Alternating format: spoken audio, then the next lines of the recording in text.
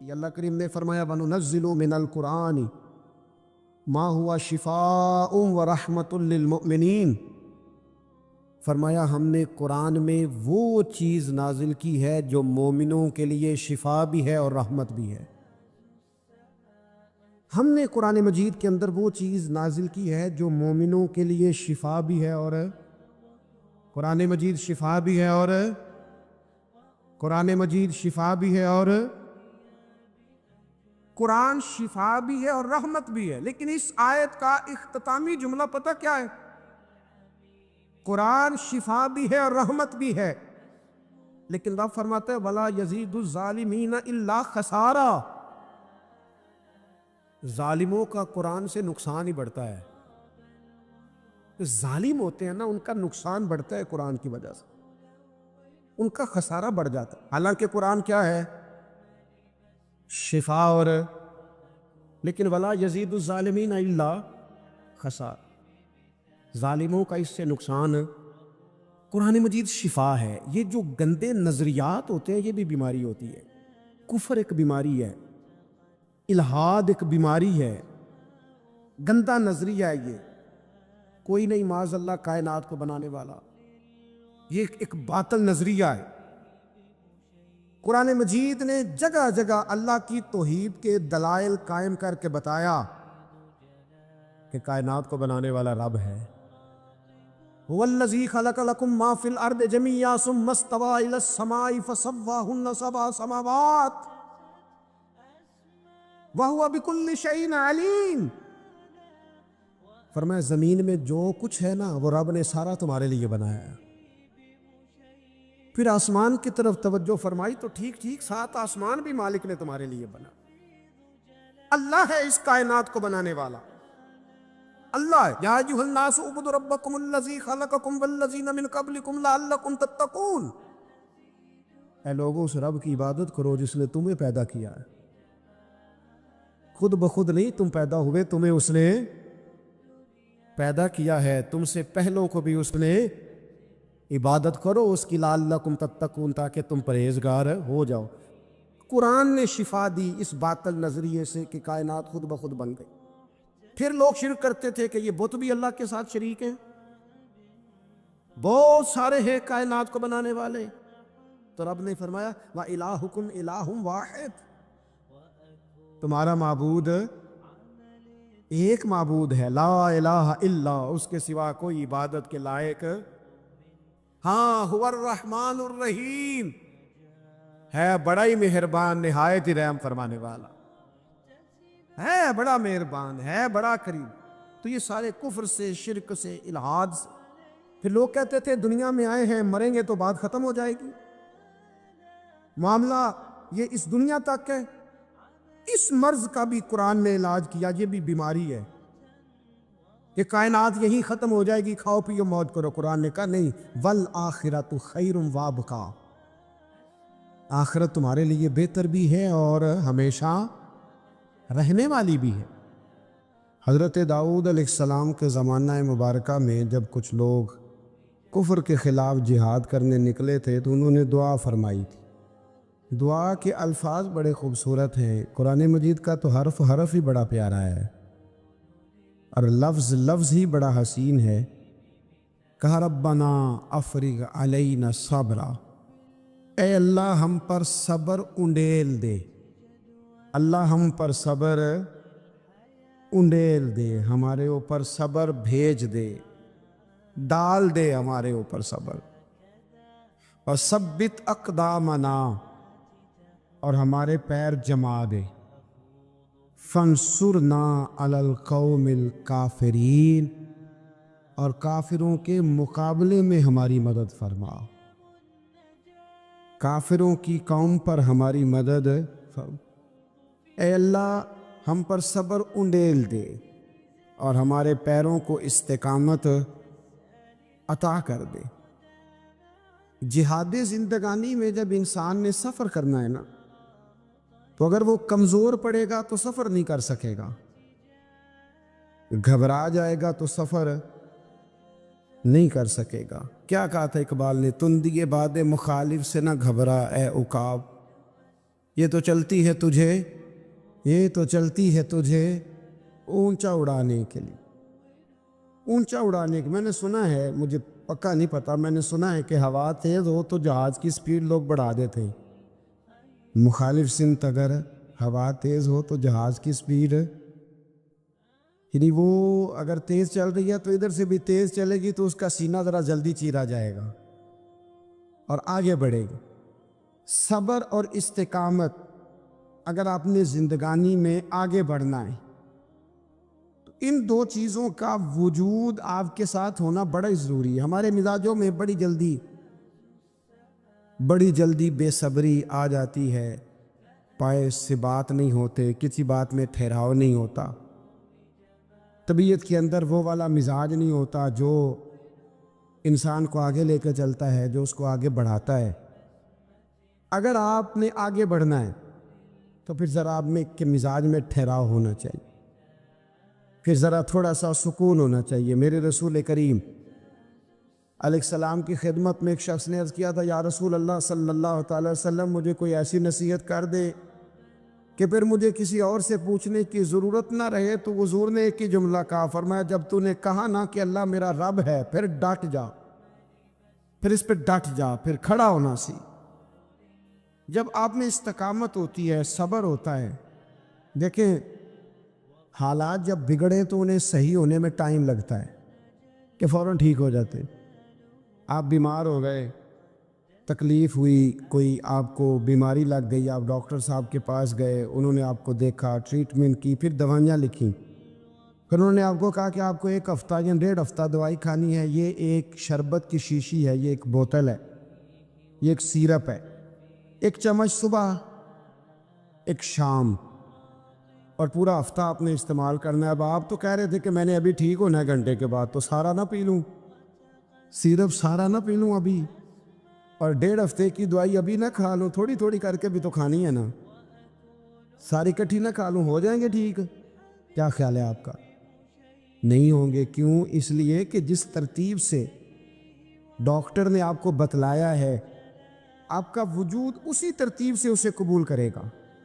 آپ کا جو وہ مرض ہے وہ اسی ترتیب سے بہتر ہوگا جس ترتیب سے ڈاکٹر نے، طبیب نے، حکیم نے آپ کو بتلایا ہے، اسی مرتب ترتیب سے آپ نے اس کو دوا کو استعمال کرنا ہے، تو اسی ترتیب سے وہ سارے معاملات ٹھیک ہوں گے۔ اب آپ کا تو منشا تھا کہ میں نے سویرے فوراً اٹھنا ہے اور میں نے دوا کھانی ہے تو میں نے فٹافٹ ٹھیک ہو جانا ہے، تو بھئی یہ آپ کی منشا تو ہے، لیکن حکمت کا تقاضا یہ نہیں ہے۔ حکمت کا تقاضا یہ ہے کہ آپ کو 1 گولی کھانی ہے، 1 چمچ سیرپ کا پینا ہے، آپ کو مناسب پرہیز کرنا ہے، اس کے بعد جا کے آپ کی طبیعت ٹھیک ہوگی۔ لیکن اگر آپ کا یہ پروگرام بن گیا ہے کہ نہیں میں نے تو شام کو ہی ٹھیک ہونا ہے، تو یہ ممکن ہے نہیں ہے۔ اس کے لیے آپ کو ذہنی طور پر تیار ہونا چاہیے، آپ کو سمجھنا چاہیے کہ بہت ساری چیزیں ایسی ہوتی ہیں جنہیں وقت دینا پڑتا ہے، بہت سارے حالات ایسے ہوتے ہیں جنہیں ٹائم دینا پڑتا ہے، وہ اپنے وقت پر جا کے چیزیں درست ہو جاتی ہیں۔ لیکن ہم چاہتے ہیں کہ ہم ابھی کریں، سویرے کریں، شام کریں، وہ کئی دفعہ صحیح کرنے کی بجائے ماحول کو ہم خراب کر لیتے ہیں۔ انہیں وقت دیں، انہیں ٹائم دیں، انہیں موقع دیں۔ میرے رسول کریم صلی اللہ تعالیٰ علیہ وآلہ وسلم ہجرت سے چند دن پہلے نا خانہ کعبہ کو اندر سے دیکھنے کا دل کیا میرے نبی پاک کا، کیا مجھے مکہ چھوڑ کے مدینہ طیبہ جانا ہے تو میں ذرا کعبہ معظمہ کے اندر سے زیارت کر لوں۔ عثمان بن طلحہ ایک شخص تھا جو کلید بردار تھا، جس کے پاس خانہ کعبہ کی چابی ہوتی۔ حضور صلی اللہ تعالیٰ علیہ وسلم نے اس سے کہا کہ بھائی چابی ذرا دے دو، میں خانہ کعبہ کے اندر سے زیارت کرنا چاہتا ہوں۔ کہنے لگا کوئی اور ہوتا تو میں دے دیتا، آپ کو نہیں دوں گا۔ معاذ اللہ ثم معاذ اللہ۔ میرے رسول پاک کی بات نہ ستارے بھی مانتے، چاند بھی مانتا ہے، سورج بھی مانتا ہے۔ حضور اگر سورج کو کہنا واپس آ، حضرت علی نے نماز پڑھنی ہے تو وہ آ جاتا ہے، اور اگر حضور فرما دیں چاند کو 2 ٹکڑے ہو جا تو وہ 2 ٹکڑے ہو جاتا ہے۔ سورج بھی بات مانتا ہے، چاند بھی بات مانتا ہے۔ یہ سارے میرے رسول کریم علیہ السلام کے غلام ہیں. جہاں جہاں تک رب کریم کی خدائی ہے وہاں میرے حبیب کی مصطفائی ہے. حضور وہیں چاہتے نا وہیں چاہتے. تو حضرت عمر اگر حکم دیں تو زمین تیل واپس کرتی ہے، تو حضور حکم دیتے تو وہ کافر اندر دھنسا لیتی زمین. سارا کام اسی وقت ہو جاتا. لیکن حضور نے کیا فرمایا؟ جب عثمان بن طلحہ نے کہا نا کہ آپ کو چابی نہیں ملے گی، اللہ کے رسول نے فرمایا عثمان ایک وقت آئے گا جب یہ چابی تجھ سے میں لوں گا، اور جس کو میرا دل کرے گا میں اسے دوں گا. ایک وقت آئے گا کہ یہ میں تجھ سے لوں گا، اور پھر جس کو میرا دل چاہے گا میں اس کو وہ چابی دوں گا. میرے نبی کریم رؤوف الرحیم سید عالم صلی اللہ علیہ وسلم نے وقت دیا. کتنا وقت لگا؟ 2 دن 4 دن 5 دن 10 سال لگ گئے. حضور نے مکہ کو فتح کیا، حضور تشریف لائے. وہی چابی عثمان بن طلحہ کے پاس تھی. محبوب کریم نے بت توڑنے تھے، کعبہ کو ان سے پاک کرنا تھا. فرمایا لاؤ نا چابی کدھر ہے؟ عثمان کہتے ہیں حضور نے تو بات نہیں جتلائی، پر مجھے وہ لفظ یاد ہے کہ عثمان ایک وقت آئے گا. ایک سمجھیے گا بات کو، ایک وقت آئے گا جب چابی میں لوں گا، اور پھر جس کو میرا دل کرے گا میں اسے. پھر وقت آ گیا، پھر حضور نے چابی لے لی، پھر نبی پاک نے بت توڑے. پر قربان جاؤں مدینے والے محبوب کے طریقے پر، فدا ہو جائیں حضور علیہ الصلوۃ والسلام کے کمال درگزر پر. جب حضور فارغ ہوئے نا بیت اللہ کو صاف کر کے، تو فرمایا کدھر ہے ابھی عثمان بن طلحہ؟ وہ آئے تو حضور فرمانے لگے یہ چابی پہلے تیری خاندانی وراثت تھی، پھر میں نے اپنے وعدے کے مطابق لے لی، اب میں تمہیں واپس کر رہا ہوں. اب یہ چابی میں تمہیں واپس کر رہا ہوں، میں یہ چابی میں تمہیں دے رہا ہوں. لہذا اب تیری نسل سے بھی قیامت تک کوئی نہیں لے گا، میں تمہیں یہ چابی دے رہا ہوں. تو بھئی وقت کا انتظار کریں. اور عثمان بن طلحہ کہتے ہیں میں نے حضور کا یہ کمال کرم دیکھا تو میں کلمہ ہی پڑھ گیا، میں مسلمان ہی ہو گیا. وقت کو دیکھیں، وقت کا انتظار کریں، آنے والا ٹائم دیکھیں. ہم نا ٹائم نہیں دیتے، ہمیں جلدی بڑی ہے. کاروبار ٹھیک ہو جائے تو شام کو ہو جائے، بچہ تندرست ہو جائے تو پھر شام کو ہو جائے، مخالفین ٹھیک ہو جائیں تو شام کو ہو جائیں. ہمارے سارے کام شام سے پہلے، بلکہ جو ولی بننا چاہتا ہے وہ بھی کہتا ہے 1.25 گھنٹے میں بنا دو، لیٹ نہ کرو. کیونکہ بہت سارے تو کہتے ہیں یہ ایک نظر کرے. میں نے کہا آپ کوئی عمل بھی کرے نا، آپ تھوڑی محنت بھی کرے نا. کہتے ہیں ایک نظر کریں. ہمارے درویش کہا کرتے تھے کہ آج کل مرید کہتے ہیں نہ نماز پڑھاؤ، نہ روزہ رکھاؤ، نہ وظیفہ کراؤ، نہ کوئی اور کام کراؤ، سانو ایویں ہی بخشاؤ. تو بھئی اللہ نے خود 5 نمازیں فرض کی، رمضان کے روزے فرض کیے ہیں، زکوٰۃ فرض. تو جب اللہ نے ذمہ داریاں لگائی ہیں تو پھر کون ہے جو بغیر ذمہ داریوں کے آگے جائے؟ تو اپنی زندگی میں چیزوں کو سمجھے، غور کریں. وقت آپ کو دینا ہے، اور جب آپ وقت دیتے ہیں تو بہت سارے معاملات ٹھیک ہو جاتے ہیں. حضرت عمار بن یاسر بڑا شروع میں کلمہ پڑھا. ان لوگوں نے بڑی تکلیفیں اٹھائیں جنہوں نے آغاز اسلام میں کلمہ پڑھا. حالات اور طرح کے اذیت، میرے حضور کو بڑی اذیتیں دی جاتی تھی. ابو لہب، عقبہ بن نبی معیط، یہ حضور کے 2 ہمسائے تھے. کچھ نفسیاتی تکلیفیں لوگ دیتے ہیں، ذہنی طور پر پریشان کرتے، مزاج ہوتا ہے. وہ دونوں کیا کرتے تھے؟ وہ سارا اپنے گھر کا کوڑا کرکٹ لا کے حضور کے دروازے پر پھینک جاتے. تو نبی کریم صلی اللہ تعالی وسلم فرماتے تھے کیا خوبصورت حق ہمسائیگی ادا کرتے ہو، کیا اچھا تم حق ہمسائیگی. اور دونوں طرف کے ہمسائے تکلیف دیتے، اذیت دیتے، حضور کو پریشان کرتے. حضرت عبداللہ ابن مبارک رحمۃ اللہ علیہ کا ہمسایہ بھی اسی طرح کرتا تھا. وہ اپنے گھر کا سارا گند کچرا اٹھا کے آپ کے گھر میں پھینک دیتا. 1 دن بھی پھینکا، 2 دن بھی پھینکا، 3 دن بھی پھینکا، 4 دن بھی پھینکا، 5 دن بھی پھینکا. مہینوں بیت گئے. ایک دن کہنے لگا میں روز کچرا پھینکتا ہوں. خود ہی کہنے لگا آپ کو تکلیف نہیں ہوتی؟ آپ فرمانے لگے میں نے ایک برتن رکھ دیا ہے، ایک جھاڑو رکھ دیا ہے، جب تو کچرا پھینکتا ہے تو میں اٹھا کے باہر پھینک آتا ہوں. اب تو بند نہ کرنا، اس لیے کہ مجھے عادت ہو گئی ہے. اب میں نے اپنے ٹائم میں سے نا ٹائم اس کچرے کو دینا شروع کر دیا ہے، اب تو بند نہ کرنا، اس لیے کہ مجھے اب اس بات کی عادت ہو گئی. اب میں روز اٹھاتا ہوں اور اٹھا کے ذرا باہر پھینک آتا ہوں. میں عادی ہو گیا ہوں تیری اذیت کا، اب میں تیری تکلیف کا.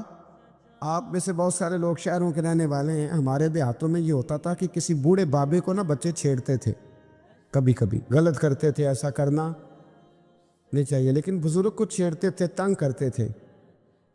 کبھی وہ بچے نہ چھیڑتے تھے تو بزرگ خود کہتے تھے کہاں مر گئے آج سارے. اصل میں وہ پیار ہوتا تھا، وہ پیار لگ جاتا تھا، بتاتے نہیں تھے، لیکن علاقے کے بچوں کے ساتھ نا وہ غصہ ہوتا تھا، وہ چھیڑتے تھے. لیکن نا کئی دفعہ کوئی بندہ دشمنی کرتا ہے تو بندے کو اللہ کے قریب کر دیتا ہے، سجدے کا ذوق بڑھ جاتا ہے، عبادت کا مزاج بڑھ جاتا ہے، انسان کی طبیعت کے اندر خاص قرب آتا ہے. حضرت عمار بن یاسر رضی اللہ تعالیٰ عنہ فرماتے ہیں کہ بڑی تکلیف دیتے ہیں. حضرت عمار بن یاسر رضی اللہ تعالیٰ عنہ کی جو والدہ ہیں وہ اسلام کی پہلی شہیدہ ہیں. حضرت سمیہ ان کا نام تھا، اسلام کی پہلی شہیدہ.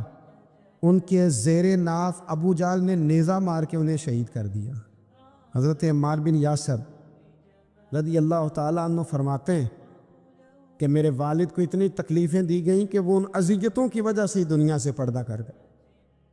حضرت عمار بن یاسر کو خود کافر اتنا مارتے تھے کہ وہ اپنی حواس کھو بیٹھتے تھے اور ایسی باتیں کرتے تھے کہ سمجھ نہیں آتی تھی کہ یہ عمار بن یاسر بول رہے ہیں. اتنی سخت اذیت دیتے، اتنی سخت. دکھ قبول محمد بخشا، راضی رہن پیارے. دکھ قبول محمد بخشا، بس راضی رہن. اتنی تکلیف دیتے کہ حضرت عمار بن یاسر حواس کھو بیٹھتے، تکلیف میں آتے. بڑا سہا، بڑا برداشت کیا.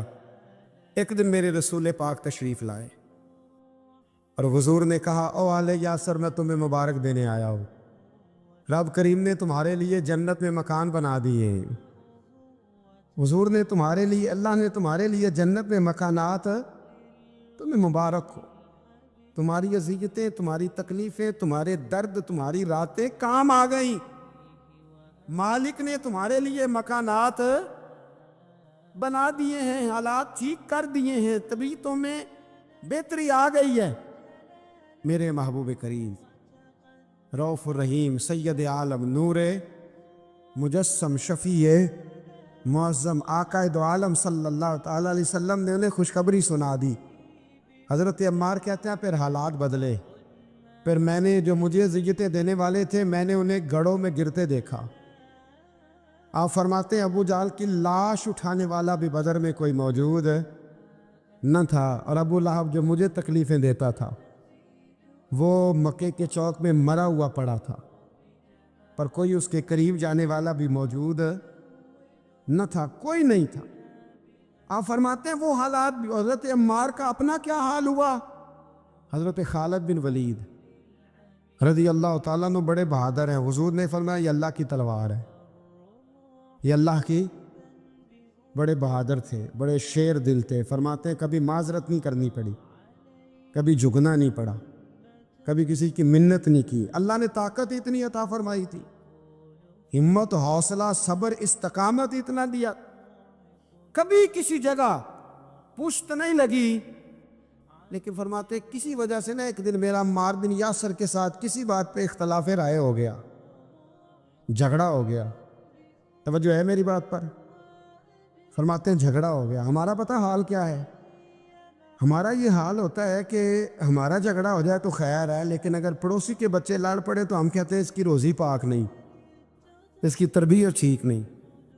ہمارا بھائیوں سے رٹا ہو جائے تو معاملہ اور ہے، کسی کا ہو جائے تو معاملہ اور ہے. میں بیمار ہو جاؤں تو آزمائش ہے، اور سامنے والا بیمار ہو جائے تو سزا ہے. پھر کیا ہے؟ بلکہ پنجابی کہتے ہیں کیتیاں نو پھڑیا ہے، یہی کہہ دیتے. اور میں بیمار ہو جاؤں تو آزمائش آ گئی جی اللہ کی طرف سے. ایسا نہ کریں. ہمارا فتویٰ اپنے حق میں اور ہوتا ہے، سامنے والے کے معاملے میں اور ہوتا ہے۔ حضرت عمار بن یاسر کی بات کر رہا تھا۔ جناب عمار بن یاسر رضی اللہ تعالی عنہ، حضرت عمار بن یاسر کہتے ہیں کہ حضرت خالد بن ولید کے ساتھ، جناب خالد بن ولید کہتے ہیں میری ان کے ساتھ نہ کسی بات میں اختلاف رائے ہو گیا، تو میں اب دلیر آدمی تھا، شیر آدمی تھا، کبھی جھکا نہیں تھا، کبھی کوئی معاملہ نہیں ہوا تھا، کبھی کوئی ایسی بات نہیں ہوئی تھی۔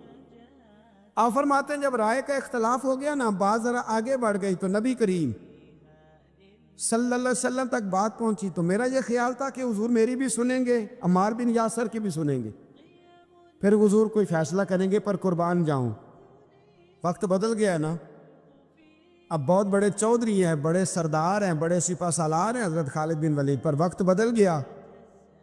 تو حضرت خالد بن ولید کہتے ہیں جب میں نے نبی کریم کی بارگاہ میں بات عرض کی، حضور تک بات پہنچی، تو میرے مصطفیٰ نے موٹی سی بات ارشاد فرمائی۔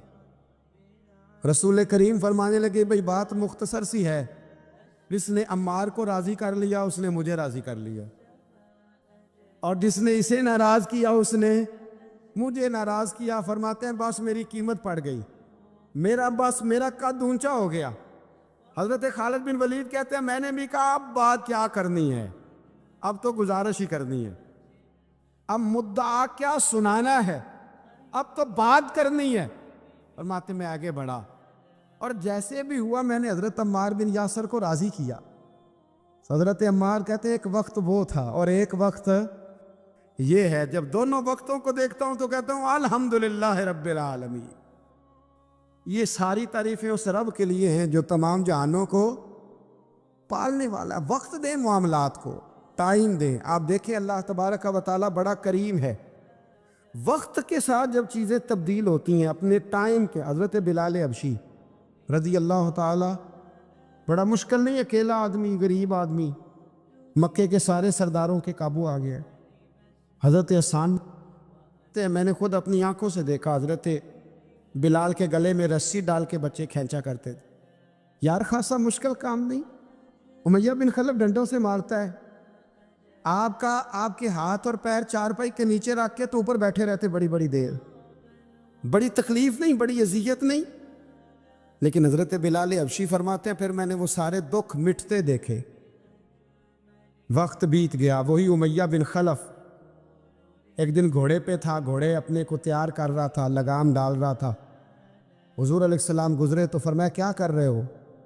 کہنے لگے اس گھوڑے پر بیٹھ کے آپ کو شہید کروں گا۔ تو حضور فرمانے لگے تیاری کر لے، تجھے قتل میں نہیں کرنا ہے۔ پھر جنگ کے موقع پہ نا ہلکی سی خراش لگائی رسول پاک نے اسی یا گلے پہ، تڑپتا تھا، روتا تھا، سسکتا تھا۔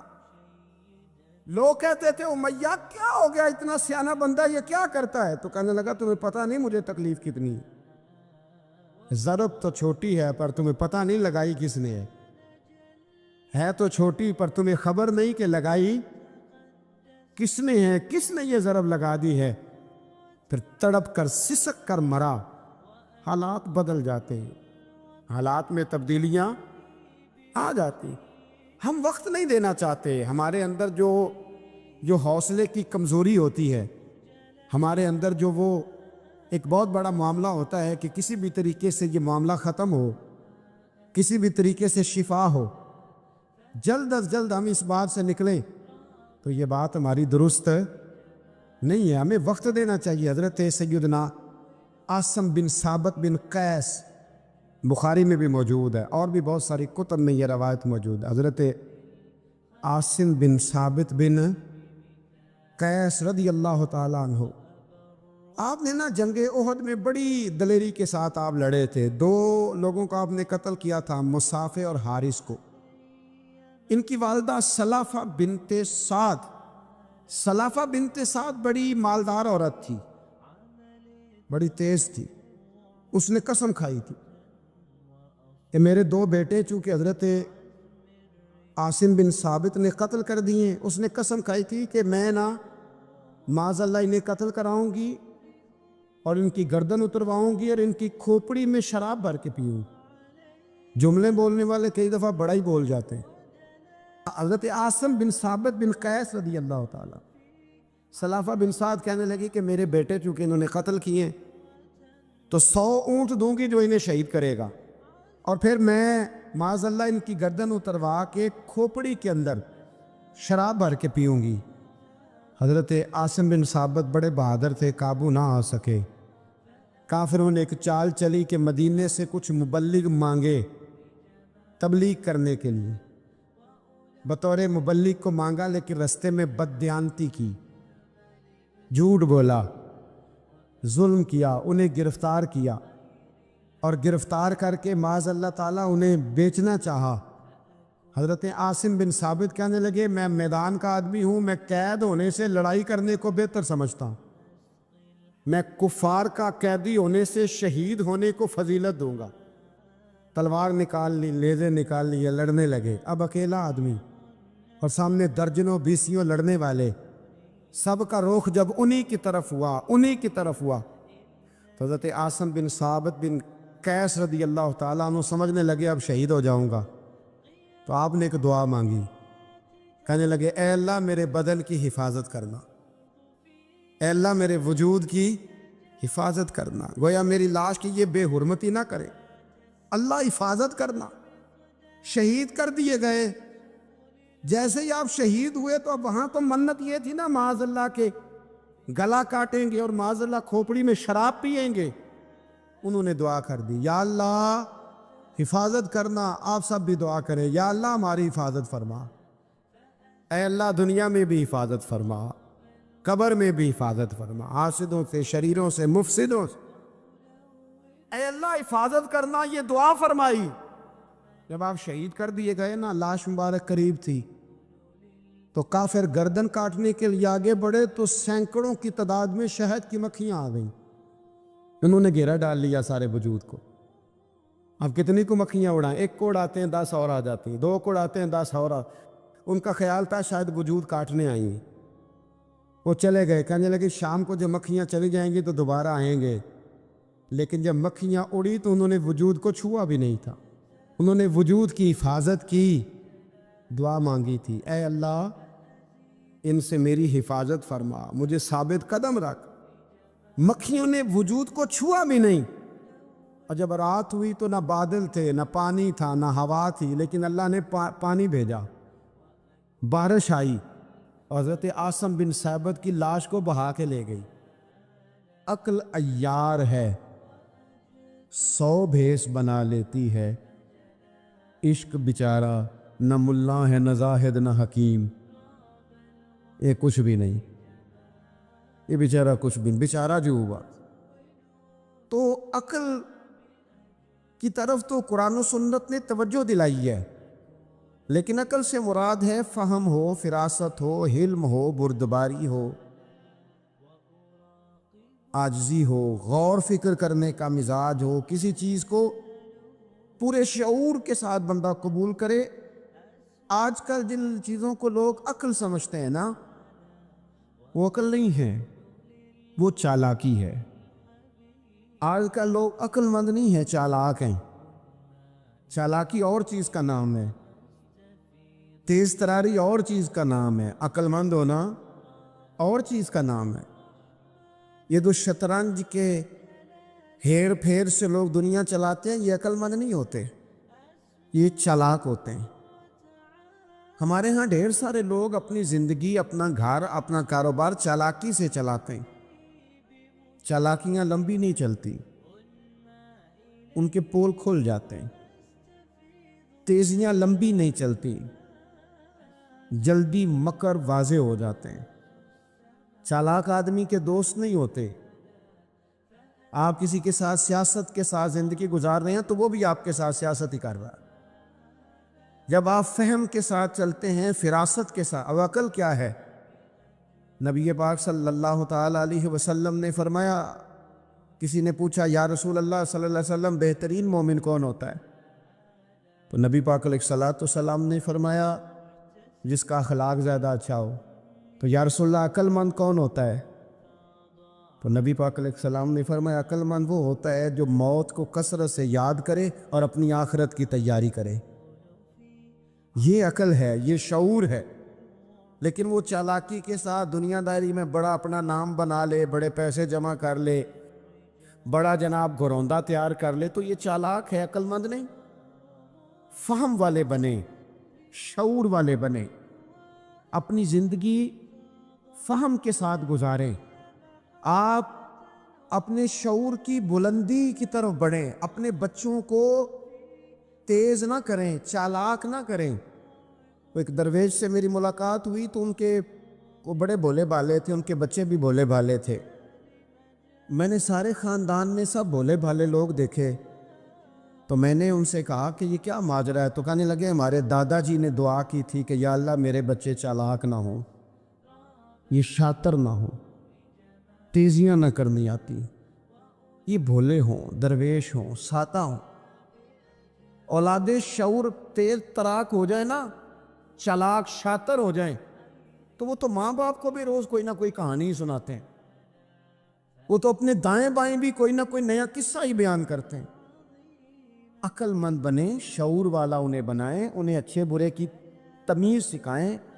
یعنی شعور، چلاک آدمی تو حلال حرام کی پرواہ نہیں کرتا، بس وہ دیکھتا ہے میں نے پارٹی کو قابو کیسے کرنا ہے۔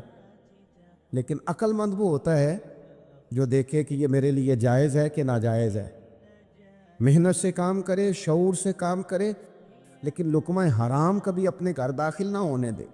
یہ شعور ہے، یہ بلندی ہے۔ یعنی شعور یہ ہے کہ اسے پتہ چلے کہ یہ حق میرا ہے، یہ میرے بھائی کا ہے، یہ حق میرا ہے، یہ میرے ملازم کا ہے، یہ حق میرا ہے، یہ میرے پڑوسی کا۔ یہ شعور ہے۔ اور چالاکی کیا ہے؟ کہ وہ تیزی دکھائے اور سب کا مال ہڑپ کر کے اپنے گھر لے آئے اور کسی کو پتہ بھی نہ چلنا دے۔ یہ چالاکی ہے۔ چالاک نہ بنے، باشعور بنے، فہم والے بنے۔ میرے نبی پاک صلی اللہ تعالیٰ علیہ وسلم پر اللہ تعالیٰ نے جو قرآن مجید کتاب نازل کی، تو 300 کے لگ بھگ آیات قرآن پاک میں ایسی ہیں جن کا زیادہ مطالعہ ہے، وہ زیادہ جمع کر لیں گے۔ 300 کے قریب آیات ایسی ہیں جس میں اللہ تعالیٰ نے عقل اور شعور کی طرف بڑھنے کا حکم دیا ہے۔ فرمایا عقل والو غور کرو، تم دیکھتے نہیں زمین و آسمان میں اختلاف ہے، رات اور دن آتے جاتے ہیں، اس میں غور کرو، اس میں نشانیاں ہیں، پر ان کے لیے جو عقل رکھتے ہیں، جو شعوری بلندی رکھتے ہیں، تیزی نہیں، چالاکی نہیں، شاطر پن نہیں۔ ابو جال جو تھا نا، وہ بیوقوف آدمی نہیں تھا، دور دراز سے لوگ اس کے پاس اپنے مقدمات کا فیصلہ کرانے آتے تھے۔ چالاک آدمی تھا، اتنی زبردست بات کرتا تھا، اتنی اچھی باتیں سناتا تھا کہ لوگ لوٹ پوٹ ہوتے تھے، گھنٹوں بیٹھ کے لوگ اس کی بات سنتے تھے۔ لیکن شاطر تھا، عقل مند نہیں تھا۔ اگر عقل مند ہوتا تو اسے نظر آ جاتا کہ وہ دیکھو آفتاب نبوت چمک رہا ہے، وہ غلام ہو جاتا رسول پاک کا۔ لیکن وہ چالاک تھا، چالاکیاں کرتا رہا، تیزیاں دکھاتا رہا۔ اس نے اس ترتیب سے اسلام کی مخالفت کی۔ آپ دیکھیں نا، جس رات نبی پاک صلی اللہ علیہ وسلم کو شہید کرنے کا ارادہ ان ظالموں نے کیا ہے، تو بڑی پلاننگ کی۔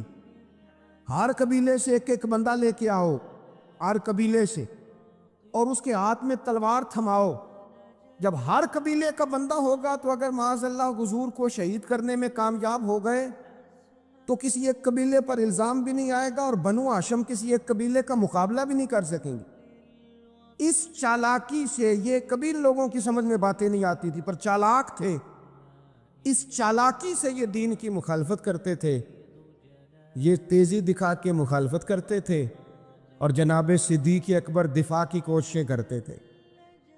وہ شعور کے ساتھ، فہم کے ساتھ انہوں نے بھی انداز اختیار کیا نا۔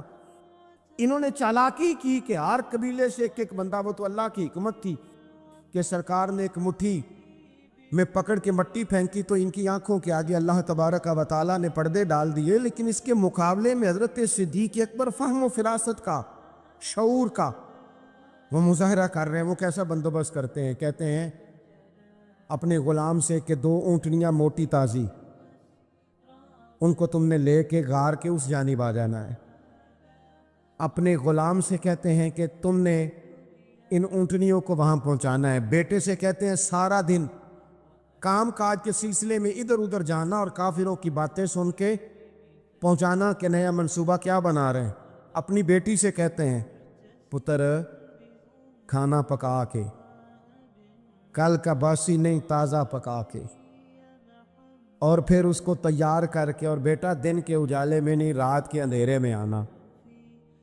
اب یہاں اقبال بولے، اقبال کہنے لگے جب عشق سکھاتا ہے آداب خود آگاہی، عشق بھی ایک عقل دیتا ہے، جب عشق سکھاتا ہے آداب خود آگاہی تو کھلتے ہیں غلاموں پر اسرار شہنشاہی، پھر وہ غلاموں کو بادشاہ بنا دیتا ہے۔ تو کہا رات کو وہاں کھانا پہنچانا یہ ان کا شعوری فیصلہ ہے، اور رستے میں حضرت صدیق اکبر بھی شعور کا مظاہرہ کرتے ہوئے حضور کو لے کے جا رہے ہیں، انہوں نے بھی پلاننگ کی، منصوبہ بندی کی، پر چالاکی سے حضرت صدیق اکبر بھی اپنا شعور استعمال کر رہے ہیں۔ رستے میں ایک شخص ملتا ہے جناب صدیق اکبر کو، یہ شعور ہے، یہ فہم ہے، یہ فراست ہے۔ ایک شخص رستے میں ملتا ہے۔ عرب کے اندر ایک رواج تھا کہ کبھی کبھی نہ کوئی ہادی ساتھ لے لیا جاتا تھا۔ ہادی اس کو کہتے تھے جو رستہ دکھاتا تھا آگے آگے، وہ کوئی تھوڑا بہت نذرانہ لیتے تھے، رقم لیتے تھے، رستہ دکھاتے تھے، چونکہ وہ رستہ بتانا بڑی دور دور تک آبادی نہیں ہوتی تھی تو پوچھیں گے کس سے اگر بھول گئے تو ایک شخص ساتھ رکھ لیا جاتا تھا۔ رستے میں ایک شخص ملا جو مدینہ شریف سے جا رہا تھا مکہ مکرمہ۔ حضرت صدیق اکبر کو وہ جانتا تھا، نبی پاک علیہ السلام کا بظاہر آشنا نہیں تھا۔ حضرت ابوبکر صدیق سے پوچھتا یہ کون ہے؟ اب حضرت صدیق اکبر کا شعور دیکھو، وہاں شعور اسلام کی مخالفت میں چلاکی استعمال ہو رہی، یہاں شعور دفاعی اسلام میں استعمال ہو رہا ہے، یہ فہم ہے، یہ عقل ہے۔ حضرت صدیق اکبر رضی اللہ تعالیٰ عنہ فوراً سوچنے لگے، فرمانے لگے اگر حضور کا نام بتا دیا یہ تو جاتے ہی فوراً ان کو بتائے گا کہ میں نے نبی پاک کو جاتے دیکھا ہے۔ وہ کہنے لگے کون ہے؟ آپ سوچ میں پڑ گئے یہ کون ہے؟ تو حضرت صدیق اکبر نظریں جھکا کے، ہاتھ باندھ کے حضور کی طرف چہرہ موڑ کے کہنے لگے یہ میرے ہادی ہیں، یہ مجھے رستہ دکھاتے ہیں۔ اب وہ کچے مزاج کا تھا نا، وہ سمجھا مکے سے مدینے کا رستہ دکھاتے ہیں۔ حضرت صدیق اکبر بتا رہے تھے یہ مجھے جنت کا رستہ دکھاتے ہیں، رب کی معرفت کا رستہ دکھاتے ہیں۔ یہ بھی شعور ہے جب عشق سکھاتا ہے آداب خود آگاہی، پھر کھلتے ہیں غلاموں پر اسرار شہنشاہی۔ عطار ہو، رومی ہو، رازی ہو، غزالی ہو، کچھ ہاتھ نہیں آتا بے آہ سحر گاہی۔ عزیز بھائی، آپ اپنا شعور اگر صحیح جگہ استعمال کریں تو فہم بن جائے گا، فراست بن جائے گا، فائدہ مند ہو جائے گا، لیکن نہیں، چلاکی کی طرف لوگ بڑھنے لگے، پتے پھینکنے لگے، کہانیاں سنانے لگے۔ کون سا ایشو ہے جس کو آج اٹھایا جائے؟ کون سی بات ہے جس کا پراپوگنڈا کر کے اپنے آپ کو مشہور کیا جائے؟ کیا ہے جو سوسائٹی میں پھینکی جائے بات تو لوگ توجہ کریں گے ہماری سیاسی جماعت کی طرف؟ کیا اس طرح کا ماحول بنایا جائے؟ کس طرح کر کے پیچ و تاب کیا جائے؟ کس طرح کر کے لوگ توڑے جائیں؟ کس طرح بنائے جائیں؟ نہیں، اس طرح لوگ کمزور ہو جاتے ہیں، اس طرح شعور نہیں رہتا قوموں کے پاس۔ میرے نبی پاک صلی اللہ علیہ وسلم کے پاس عبد القیس کا وفد آیا تھا، تو جو عبد القیس ان کا سردار تھا، نبی پاک صلی اللہ تعالیٰ علیہ وسلم کی خدمت میں جب وہ حاضر ہوئے، لاؤبالی فیصلے نہ کریں، فیصلے زندگی میں سوچ کے کریں۔ آپ کسی بھی چیز کے سربراہ ہیں، آپ مسجد کے صدر ہیں یا قبیلے والے آپ سے فیصلہ کراتے ہیں، یا کسی جماعت کو لیڈ کرتے ہیں، یا خاندان والے آپ کو بڑا سمجھتے ہیں، یا کوئی آدمی آپ کو دینی تعارف سے پہچانتا ہے، تو فہم کے ساتھ، دانائی کے ساتھ، حکمت کے ساتھ آپ اس کو لے کے چلیں۔ نبی پاک صلی اللہ تعالیٰ علیہ وسلم نے وفد عبد القیس کے سربراہ سے کہا تھا کہ تمہارے اندر دو خصلتیں ہیں، دو عادتیں تمہارے اندر ایسی ہیں جنہیں اللہ بڑا ہی پسند کرتا ہے۔ یا رسول اللہ کون کون سی؟ فرمایا ایک تو تم عقل والے ہو، اور دوسرا بردبار و حلم والے ہو، تم جذباتی فیصلے نہیں کرتے، تمہارے اندر بردباری ہے، ٹھہراؤ ہے۔ یہ دو باتیں، تمہاری سمجھداری اور تمہارا ٹھہراؤ، یہ اللہ کو بڑا ہی پسند ہے۔ بڑی جذباتی باتیں لوگ کرتے ہیں، بڑا گھروں کے اندر ماحول خوفناک ہو جاتا ہے، قبیلوں میں ماحول خوفناک ہو جاتا ہے، جماعتوں میں خوفناک ہو جاتا ہے۔ بڑے شعور کے ساتھ مسلمان کو آگے بڑھنے کی ضرورت ہے۔ یہ جو مسلمانوں نے فتح یابی حاصل کی ہے نا بڑی ساری جگہوں پہ، اللہ تبارک و تعالیٰ نے مسلمانوں کو کامیابیاں دیں۔ مسلمان اپنی تعداد کی قلت کے باوجود، اسلحے کی قلت کے باوجود بڑی جگہوں پہ کامیاب رہے۔ اللہ تبارک و تعالیٰ نے انہیں بڑا سارا نوازا۔ تو اس کے اندر بھی قرآن مجید کی سورہ انفال جب ہم دیکھتے ہیں تو اللہ تبارک و تعالیٰ نے وہاں ارشاد فرمایا کہ مسلمان 100 ہوتا ہے اور وہ صبر کرتا ہے تو وہ 200 کا مقابلہ کرتا ہے۔ 1000 ہوتا ہے وہ صبر کرتا ہے اور مقابلہ 2000 کا کرتا ہے مسلمان۔ کیوں بھلا؟ اس لیے کہ سورہ انفال میں رب فرماتے ہیں کافر وہ قوم ہے کہ قوم اللہ یعقلون، وہ قوم تو ہیں پر ان کے پاس عقل کوئی نہیں۔ وہ چڑھ دوڑتے ہیں کہ مار دیں گے، مر جائیں گے، آج انہیں ختم کر کے رہیں گے۔ وہ شعور کے ساتھ میدان میں نہیں آتے۔ لیکن نبی پاک صلی اللہ علیہ وسلم جب اپنے لوگوں کو لے کے جاتے تھے، حضور انہیں سمجھاتے تھے، صف بندی کرتے تھے۔ نبی پاک علیہ الصلوۃ والسلام ایک طریقہ بتاتے تھے کہ جھنڈا تمہارے ہاتھ میں رہے گا، اگر یہ آدمی شہید ہو جائے تو جھنڈا بھائی مدد اللہ کی ہے، لیکن حکمت کے تقاضے سارے پورے کیے جائیں، وہ سارے کام کیے جائیں جو وقت کے تقاضوں کی ضرورت کے مطابق ہوں۔ رسول پاک صلی اللہ علیہ وسلم ان کو بتایا کرتے تھے کہ تم نے اس درے پہ ڈیوٹی کرنی ہے، کوئی نیچے نہ اترے جب تک ہم نہ کہیں، تم یہاں کھڑے رہو۔ ایک آدمی کو پیچھے رکھتے تھے، تم نے اسکارف لے کے بالکل پیچھے آنا ہے، اگر کسی کا سامان گر جائے، کوئی اونٹ پیچھے رہ جائے، کوئی مسئلہ ہو جائے، تمہیں پتا ہو۔ شعور کے ساتھ، بالیدگی کے ساتھ بیٹھ کر، عقل کے ساتھ، فہم کے ساتھ۔ ہمارے پاس بہت سارے لوگ آتے ہیں، بڑی بڑی جذباتی باتیں بتاتے ہیں، اس طرح بھی کر دیں، اس طرح بھی کر لیں۔ آپ لوگوں کو یہ بھی بتائیں، بڑے بڑے رکے آتے ہیں، بڑی بڑی باتیں سخت لوگ کرنے کا کہتے ہیں، ایسی کی تیسی کر دیں آپ۔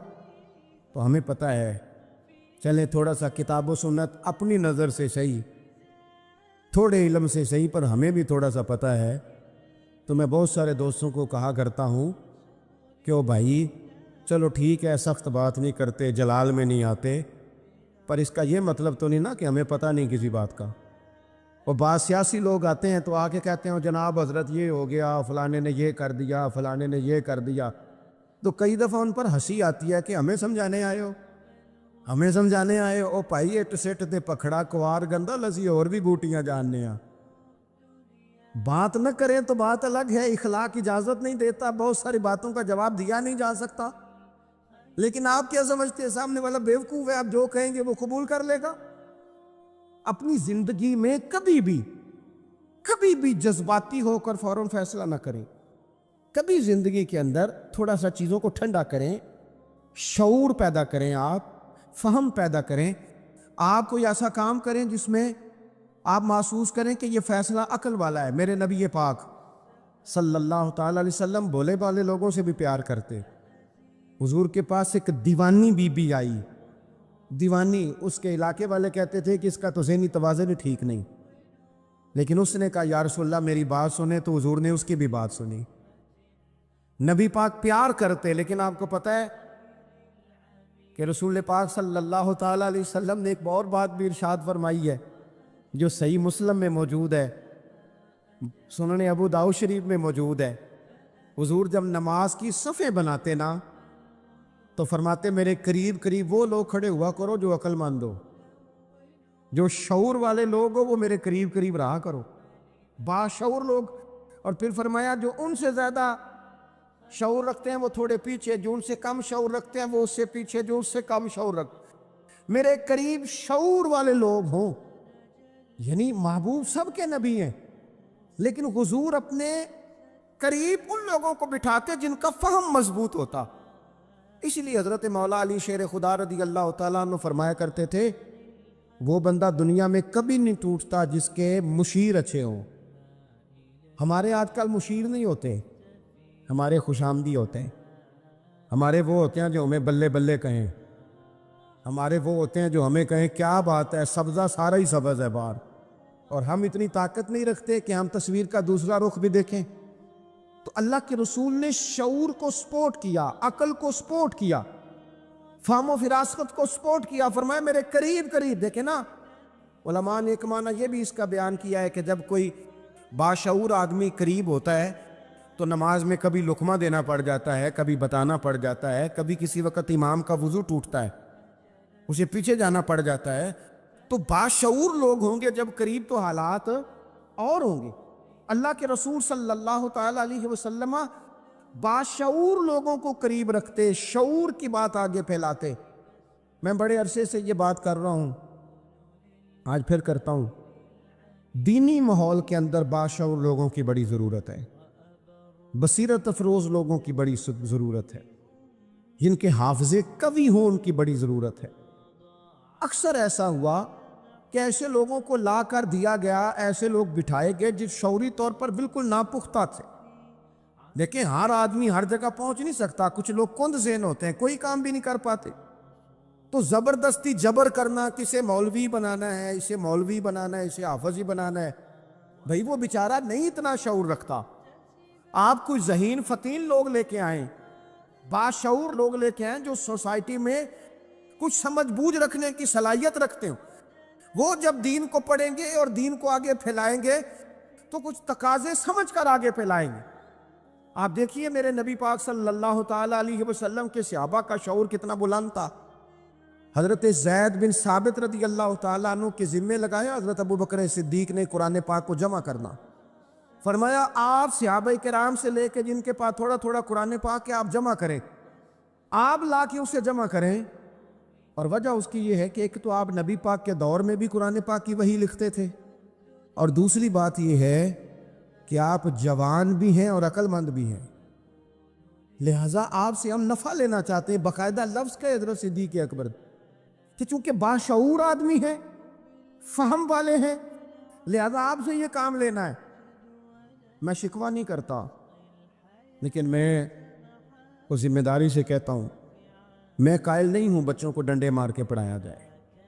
ڈنڈے مار کے جب آپ پڑھاتے ہیں تو آپ خوف کے سائے میں تعلیم دے رہے ہیں. آپ سے لوگ ڈر رہے ہیں، گھبرا کر تعلیم دی جا رہی. وہ کیا اس سے سیکھے گا جس نے خوف کے عالم میں سبق یاد کیا؟ بچہ استاد صاحب کے سامنے کھڑا ہے تو تھر تھر کانپ رہا ہے، اسے جو یاد ہے بیچارے کو وہ بھی بھول گئے ہیں. اور یہ کام مدرسوں زیادہ اسکولوں میں ہوتا ہے، اسکولوں میں زیادہ ہوتا ہے.